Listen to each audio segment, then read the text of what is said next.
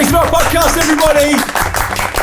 Now, look, I don't know where you are. I don't know, were you in your car? Are you down the gym? Are you making, I don't know, dinner for the kids or whatever? Well, hopefully you're not making dinner for the kids, because really there's only one time you should be listening to this particular episode. It is, of course, over your Sunday brunch. We're at Juicy Oasis actually recording this, so I can only imagine how much my next guest is actually dreaming of a bit of Sunday brunch. Yes, I can, of course, only be talking about, he's an entrepreneur, TV presenter, and chef extraordinaire. It is, of course, the one, the only, it's Simon River, everybody, come on. Yeah.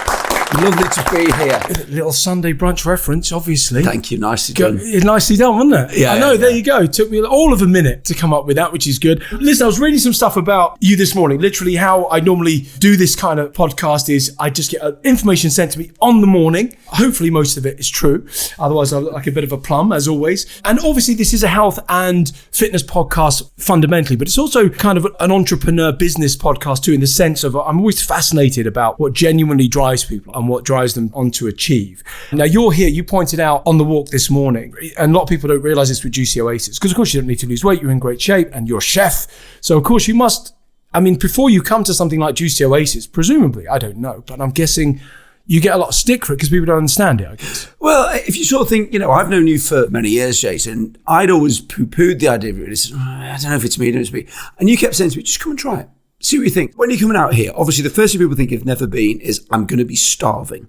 And that doesn't happen at all. And I still don't quite know why. I've still not quite worked out in my head why somebody who loves food and works with food all day long, that I'm not hungry. Don't get me wrong, this doesn't mean I don't think about food, but I genuinely don't ever have hunger pangs, which is quite strange.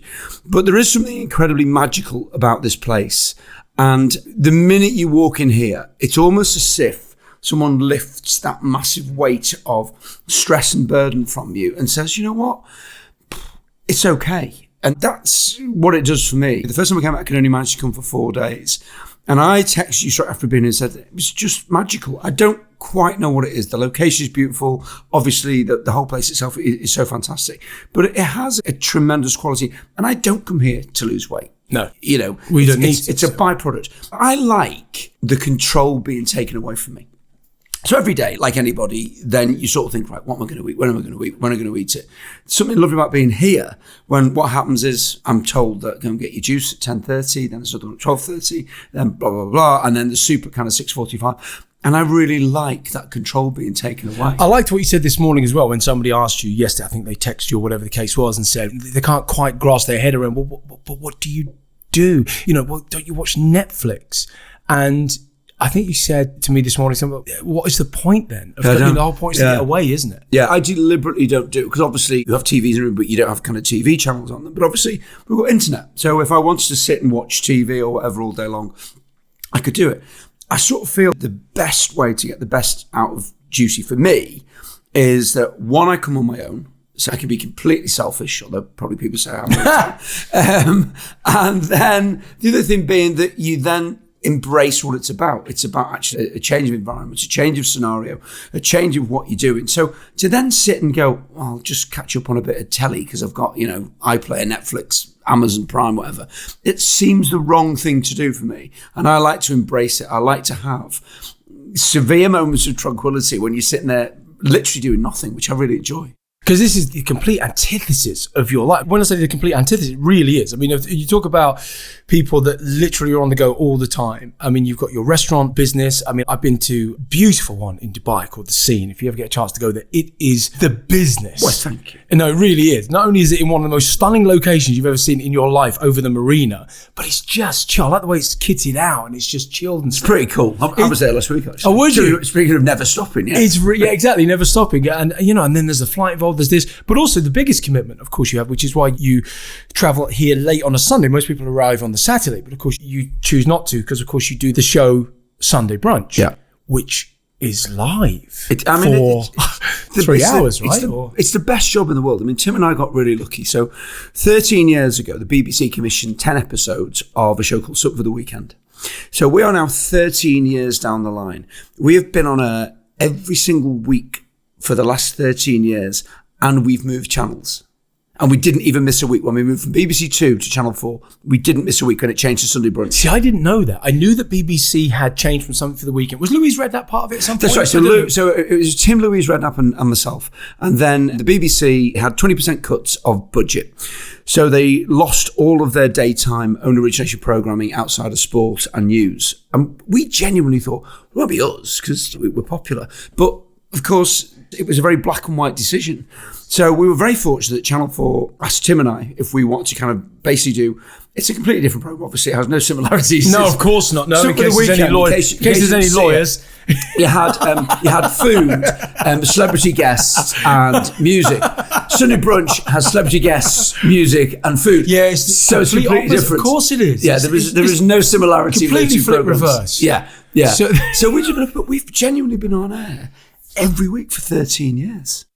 There aren't too many dynamic duos, which a lot of people refer to you guys as the dynamic duo. It's not only have you been on air for 13 years, non-stop, every single week, but it's a long live show. I mean, you think it's of 3 hours, yeah. You think of something like the One Show, and you got half an hour, and it's there's a lot of things to find. But you guys, you also hold it together. Yeah. If you haven't seen it, right, it's a show. If you're listening from other parts of the world, you can still tap into it. So a show called Sunday Brunch. You have to see it because it is the most eclectic mix.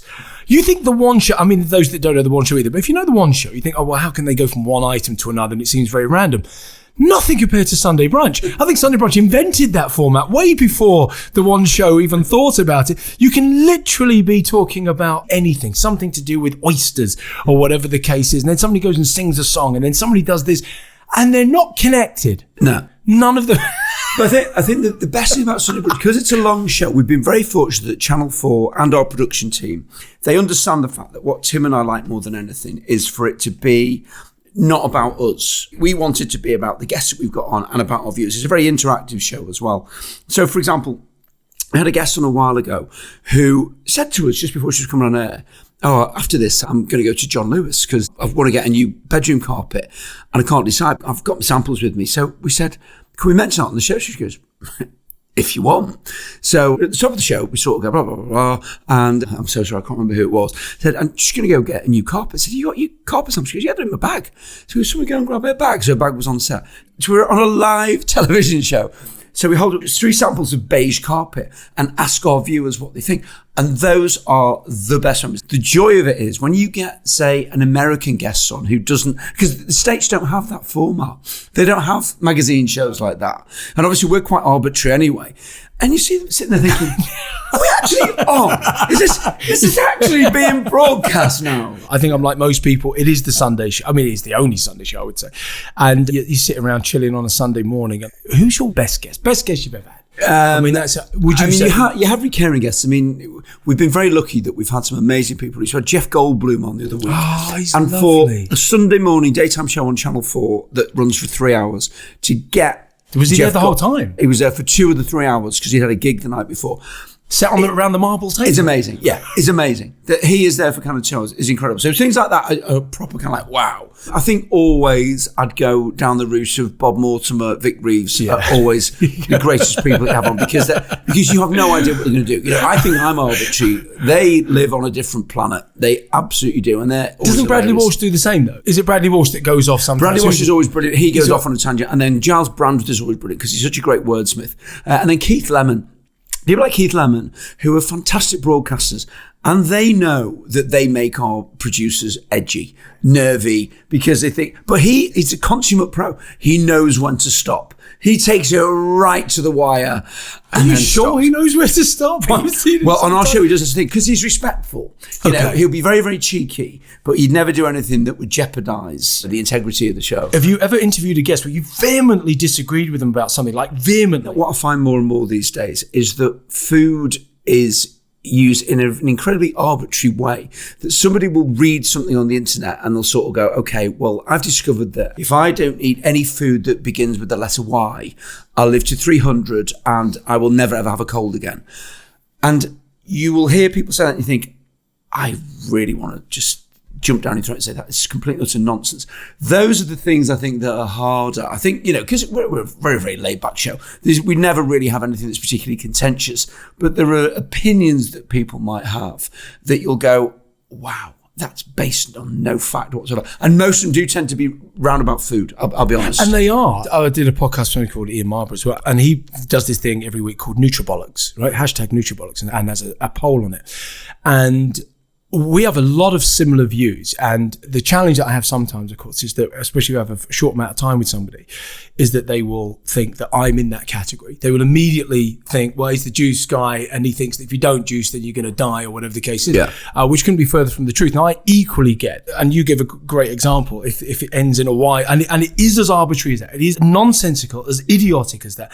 And do you think with Instagram in particular, or social media channels, it's getting worse? Yeah.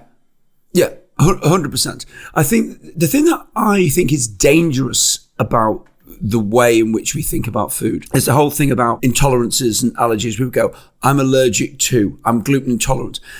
They're not. I'm not saying there aren't people who are, but I think what happens is if people say, I'm gluten intolerant, what they mean is, I actually don't feel great if I eat wheat, therefore I choose not to do it. That is not the same as being gluten intolerant. So if you're seriously gluten intolerant, I think you're doing a disservice to those people, and it makes it more difficult for them. I mean, the whole restaurant thing now, we have allergens, we have allergies, which is massively, massively important. But I think it's a really serious subject. And you have people who go, I am actually. I'm allergic to celery. You're not. I'm not super. But I think what it does, it means that people who have a genuine allergy, a genuine kind of complaint, a genuine issue, then it undersells that. Yeah, it does them a disservice. It's proper boy who cried wolf syndrome. No, it is. I mean, your first book was The Accidental Vegetarian, I think. Yeah. Was that the first book you did? Was it because at the time you were a vegetarian? I didn't intend to be a vegetarian, because I believe you're not a vegetarian now. No. But at the time, were you? And for a length of time? So the title came really because my first restaurant was veggie, which I still have, Greens, which is now 29 years old. Yeah, the first one, yeah. 29 years old, still going. That's rare in the restaurant business. Yeah, hugely. Must be fantastic. Hugely. I need to visit it. We basically, my business partner Simon and I, when we were looking for a restaurant, we had no money. This is going back to 1990. We had no money. We need to find something that was cheap.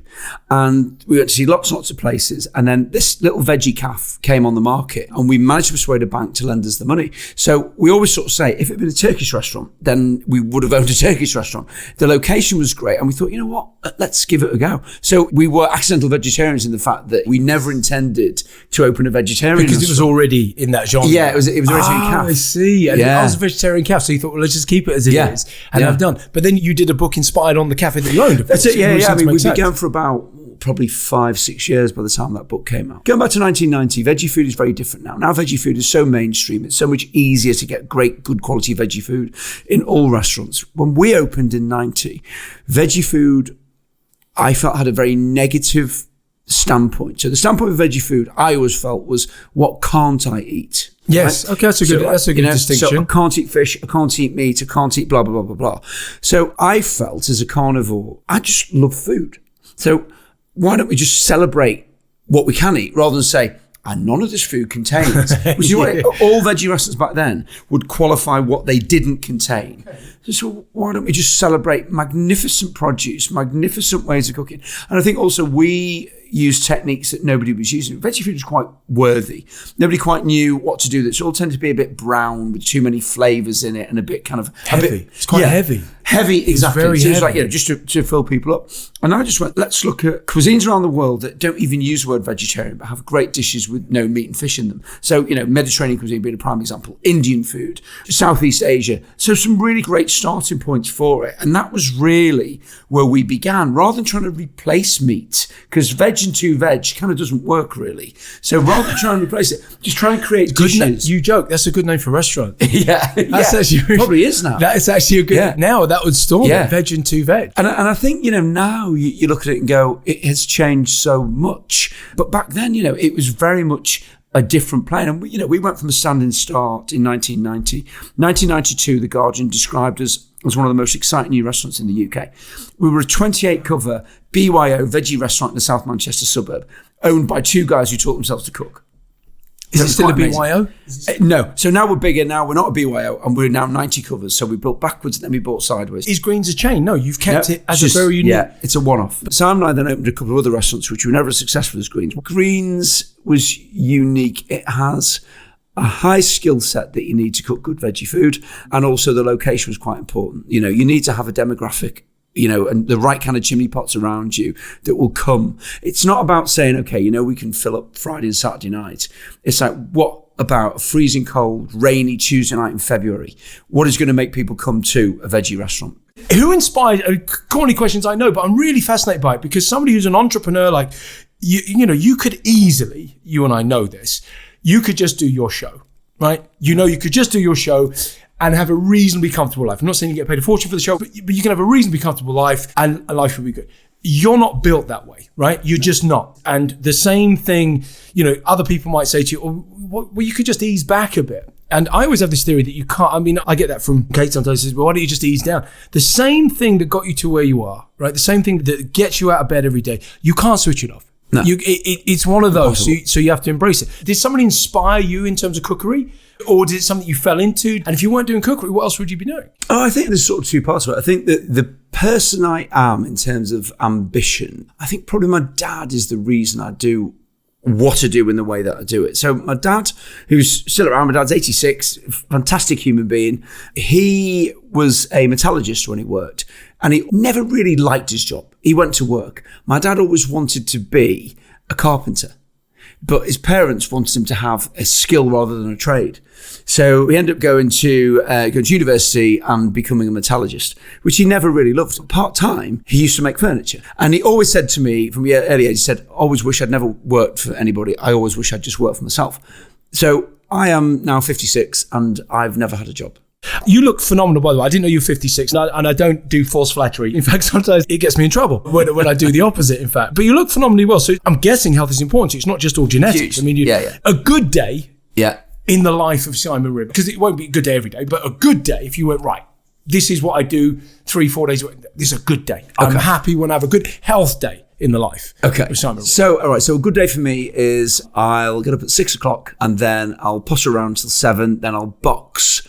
Your box? No, I'm not interrupting your day already. Your box? Yeah. I didn't know you box. Yeah. I spar as well. Do you? Yeah. In the new retreat building, we're putting a boxing ring in. I love it. It's one of the greatest things. Well, basically, I've got kind of dodgy knees. And so a friend of mine said, why don't you try boxing? So I started boxing 2.5 years ago now, and I box 3 times a week. So have you got a punch bag at home? So you wake up, or do you go to a gym? No, I go to a gym and spar. So you go to first thing in the morning? Yeah. That must be so good for your mental health as well. No, brilliant. I'm sure. Absolutely right. Because genuinely, because the two are connected. Absolutely Physical and mental health have to be connected. So I'll do 12 to 15 rounds every time. Really? Yeah. Every time I go 3-minute rounds. Proper round? You do 3-minute rounds? By the way, if you're listening and you've never done boxing, I used to Bradford Boys Club back in the day, back in Peckham, right, where I grew up, and Camberwell Boxing Club, and there was one on the Old Kent Road as well, right? The Lions. 3 minutes. I don't think people understand the magnitude of it. It's incredibly hard. People that talk about HIIT training these days and everything else, you do 3 minutes in a boxing. Forget fighting, like I said, you're sparring, right? Yeah. So even if you had a punch bag and you just went for it for 3 minutes and then waited, because in between sessions, in between rounds is how long? A minute. There's nothing. Yeah. So your recovery is nothing. And you do how many rounds? 12 or 15. Oh, my 15 was old school. That was like the proper heavyweight If we do fights. 15, I'd never do 15 rounds of sparring, but we might do 15 3-minute rounds. So sometimes we'll do some kind of warm-up work and some weights. Well, do you look well? Yeah. So this is a good day. So you do that. So that'd be my perfect. So that'd be the start. Have you eaten already at this point? I'll have a banana. Okay. Best sports food on planet Earth. I've always said it. I think it's the best sports food on planet Earth. Yeah, that's all I'll have. I'll have a banana, then I'll do my boxing. And then the guy that I box with, then we'll go and have a coffee. And so I'll sit in Starbucks and we'll chew the fat. Other coffee shops are available. And talk nonsense for about 45 minutes. Then I go home, get a shower. So that then takes up to about sort of 10 o'clock. And then I'll go into work. It depends. I have 15 restaurants, so it depends which one I'm going to go into. 15 now? Yeah. I didn't realise you. Yeah. God, as you do. So for example, if we're going on good day, so I'll go into Albert Schloss, which is our biggest site in the middle of Manchester. I'll have breakfast there. So I'll have a breakfast meeting with my chefs. By this stage, we're at kind of 10:30, 11:15. And then that'll take us till about sort of 11:30, 12. We'll plan our day. Then, because fundamentally I work on development now, we'll then play, which is still the greatest thing to do. So we'll go and we'll get, pretty ingredients and we'll cook things and we'll taste things and we'll look at stuff that's going on. And then it will be in the afternoon. Some of the greatest things that happen are when you have guys who started with you who have been 16 years of age and have never even been to college, have never even held a knife. And then they're now 19 and you're sitting down and say, listen, we want to promote you. We want to move you out of this site, move to another one because you are a superstar from working with us. Then you'll do a bit of that. Then I'll probably end up at another site. I will probably If it's an ideal day, I'm going to have the night off. Can I have the night off? Yeah, you've got the night off. Yeah. So then I'll get home about 6:30, 7, cook something, probably fish, and then I will sit on the sofa with a cup of tea, if I'm being good, or a beer if I'm not, and watch the crappest telly that I can possibly find. Well, I was going to say, what is the word? So breakfast for you on a good day is you have a banana. That's where you broke your fast, which is, I'm all for exercising on an empty stomach. I'm a huge fan of it. I think it's the best thing you can do, I believe anyway. But a banana, you just get a little bit of energy, especially if you're doing 15 rounds. Then, of course, you've got the beauty because you own 15 restaurants. It's a bit like now, I needed this. I've just arrived at the retreat where we record. And I said to Simon this morning when I saw him on the walk, I said, I need this myself. And what's beautiful when you develop something that you genuinely wanted yourself. So you develop menus that you want to eat. That's the point. Like you got excited a minute ago and you go, and then we play and your whole persona changed. Yeah. And that's why you're never going to stop because it's such a passion for you. You just love it. But what the beauty is, like people say, how do you juice so much, Jason? Well, lucky enough, I've got a juice delivery business, so I haven't got to make juice. And I've also come to my retreat where I never make a juice here at all. And so you've got to go and get your breakfast. Yeah. Somebody made it for you, right? There you go. It's just and what sort of breakfast is? It depends. But I mean, what after your boxing and something like that. So, I mean, my favourite thing we have on there, we have a really beautiful homemade granola with Greek yogurt, roasted peaches, and honey, which is just beautiful. I'd probably have that as my go-to more than ever. Obviously, because I'm a TV tosser, then avocado on toast is kind of essential. Or sometimes I'll go for the full TV tosser, which is avocado on toast or flat white. Yeah, but don't forget the chili flakes. And come on. Jason, I'm assuming they're on there. I mean, you can't just assume. You also have to assume that they're not just spread on. The avocado's been smashed. Of course it's been smashed. No, I mean, let's not. It's a word that was, do you know what? I don't know when it happened. When I was looking at a menu one day and all of a sudden it was, I've got smashed avocado on rye bread. Always rye bread. Don't even mess around, right? What do you have? This is the very vogue Notting Hillers. I mean, this is... You see, sourdough was pretty popular. Sourdough! Yes, I'm wrong. Yeah. I am wrong. It's sourdough. Oh, I'm not up with it. Actually, I've been corrected massively. People would have been listening going, what is he talking about? Rye bread. It's sourdough, of course I always knew Jason was very cool. He's just proved it, hasn't he? Just in just one word of the wrong type of bread. It's just the wrong type of bread. That's it. And I didn't know about sourdough. This is smashed avocado. I felt sorry for the avocado at that point. I wasn't sure whether it had been physically abused. But I mean, they are nice. So that would be your second choice. So I'll have the granola or I'll have that. Or if I'm feeling like, you know what, I just want to have a bit of indulgence, I'll have a bacon butty. You know, I eat well, but equally the times when I really don't eat well. And equally, I don't think there's anything wrong with having a bacon butty. But that's the point. The point is, I've always said, if people have read all of my book till the end as well, as I say, louder, because sometimes people read the beginning and go, oh, I'm surprised you do that, or whatever the case is. And you go, it's also about being intelligent. In terms of the body can deal with a certain amount of anything, right? A certain amount of anything, and it's what you do the majority of the time that determines your health. I mean, there's no question. I'm surprised you have a bacon, and you don't have a pulled pork.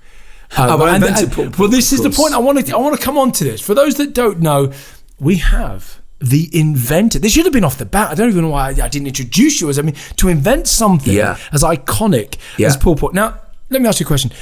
Are there any people disputing the fact that you... Well, I don't know. I'm asking the question. Well, apparently in the United States, they claim that it was invented somewhere around the turn of the 20th century, about sort of 1905. But I think that's just coincidence, to be perfectly honest. I know that I created it in the Sunny Brunch studios about sort of 6.5, 7 years ago. I know that for a fact. Did you invent it live? Yeah. Yeah, of course you did. That's the first time anybody ever pulled pork. But now it's all over the world. You know, it's massive in the States now. Well, it's incredible. I mean, I'm surprised it's just not called Simon's pork. No, you can't have that. No. Simon's pulled pork. The funniest thing that happens with the pulled pork thing, because of course, obviously, it's a complete and utter lie. I honestly didn't know it was. Now I'm making out that not only am I uncool, but I'm also stupid. But I do. Well, we did it on the show with such conviction. Yeah. Oh yeah, completely. We did it on the show, and this is going back to this is well before the pulled pork craze happened. And I don't know why, it must have been time and place. To this day, it's still one of the most downloaded recipes in the history of Channel 4. And Tim and I were just really, really going over the top about it. And so somebody changed Wikipedia to say that I invented it. So it was up there for a good while that I was the inventor of pulled pork. And this one guy just wouldn't let it up all the time. He was going like, you still claim you invented pork, you didn't invent pulled pork. So, and then I said, no, I did, you know, it was definitely me that did it. And he said, pulled pork has been around as long as pigs have been around. And my reply to him was, my grandfather invented pigs.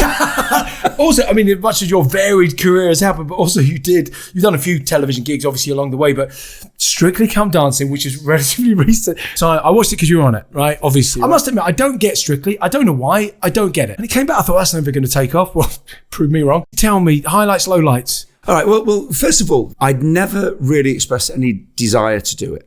I knew lots of people who'd done it, so I'm quite friendly with like Robbie Savage, Caroline Flack. And everyone I knew that had done it previously said, if you ever get asked to do it, do it. I said, but I can't dance. It doesn't matter.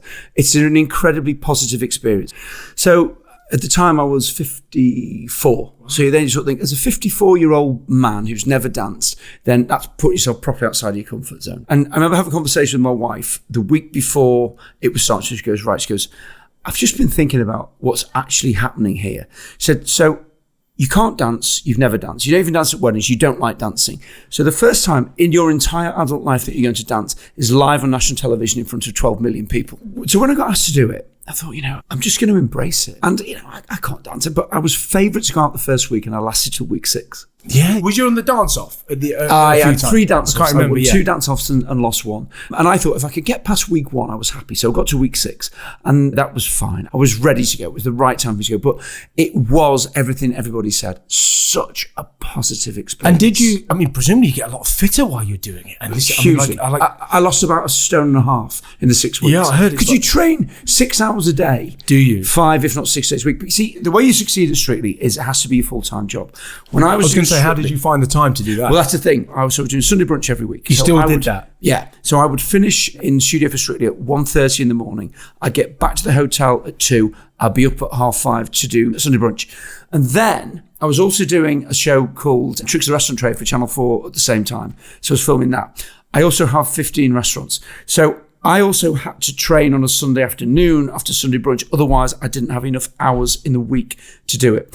The hardest day that we had, so there was one morning when Karen, who I danced with, who is just the most patient, fantastic human being ever, we trained from 8 in the morning till 11 in the morning.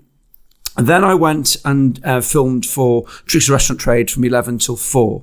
I then trained again with Karen from 4 until 8. Then I went back and did a last little bit of filming with Tricks of the Restaurant Trade, 8 till 10. Karen and I then got in a car from London, drove to Liverpool. We got to Liverpool at 2 in the morning. We were then up at 6 in the morning because we were filming at Anfield for one of the VTs we were doing for the dance that we were doing. We filmed at Anfield at 7 o'clock till 9 o'clock, got back on a train to London, got back into London at 12, and then trained 12 till 8 at night. Lazy. So I'm looking through notes here, and again, that was a very physical thing, Strictly Come Dancing. But then, of course, mental agility, well, you can't get anything more intense than Mastermind. Yeah. Here's what I love. Your specialised subject was history of Tranmere Rovers. Yeah. Well, I wanted to do Liverpool because I'm a big Liverpool fan, but somebody had done it in the previous series. And because I'm a Birkenhead boy, then in the 70s, Tranmere used to play Friday night and Liverpool or Everton would play on the Saturday. So if you lived on the Wirral, then you would go and see Tranmere on a Friday because it was 40 pence in the boys' pen. And then you'd watch Liverpool on a Saturday. So they were my sort of second team. They still are. I still have a great deal of affection for them. So I did that. I came second. Kay Adams beat me. And obviously it sort of shows the different levels of intellect. So I did the history of Tranmere Rovers. She did the history of the suffragette movement. Very similar. Because you can choose anything, right? Yeah. I would choose the history of Friends, obviously. The episode you could do it. But then they ask you obscure questions. Yeah. So they would say, well, the writer of Friends once had a dog that he bought in January of what year? And it's just like, actually, that wasn't the Friends question that I thought was going to happen. So anyway, there you go. I did that, and I also did Pointless, which was a great thing. I won Pointless. Did you? So who's the most pointless chef that you know? Myself. Actually not, to say the least. I'm reading stuff here just before we close this stuff. I love this though. Hopefully this is correct. I'd love this to be true because titles of books I'm fascinated by. I love it. My cookbook was going to be called There's More to Life Than Quinoa, right? Because I just think it was a great title for a book. But in the end we didn't, but we should have done. Men like pies, women like hummus. Yeah. Genuine book? Yeah, it was a genuine book. Unfortunately, It's a really beautiful book, and unfortunately, it got really slammed for kind of having a sexist title, and that was never the intention. So basically, each of the chapters had a title that was based around a daft little story. So the Men Love Pies half of it was basically, I was genuinely sitting on a bus, which is something I rarely do, listening to two old ladies talk, and they were talking about food. They were talking about, what they were going to get for the tea. They're on the way to the supermarket. And this one was saying, I saw this lovely thing on the telly. It was like some kind of Greek land dish, blah, blah, blah. And she rattles on about it. And then this other lady turned around and said, yeah, but men love pies. And that was it. And it just made me love laugh. it. So that was the front half of it. The Girls Like Hummus was a conversation with my sister, which is based around the whole thing about kind of like, she was trying to eat healthily and blah, blah, blah, blah, blah. And I was giving her some ideas. And again, it was a similar thing. And she goes, yeah, the thing is, you got to remember that Girls Like Hummus. And that was it. So it was two juxtaposition stories. But unfortunately, and I see it now, and I hold my hands up and say, it does sound like it's a very sexist title. But that was never the intention. But I think that's where me and you probably differ a little bit. I don't believe that it is a sexist title. I think it's a title, and I think it's a play on words. And I think we've reached a point now in the world where actually you can be so far to the point of having to be careful of everything, because you've got to remember, offence can only ever be taken, it can't be given. It's an individual decision whether you take offence or not. Simon, it's been an honour having you at GCO. I mean, when you first come the first time, I was very surprised that because you're a food man, and I thought the last thing that you really would do is a week on juice. And as you've clarified many times, and even some people don't listen on Twitter or whatever the case is that you don't do it for any other reason. And I'm just making it clear that he doesn't do it for any other reason. It's like putting your car in for a service.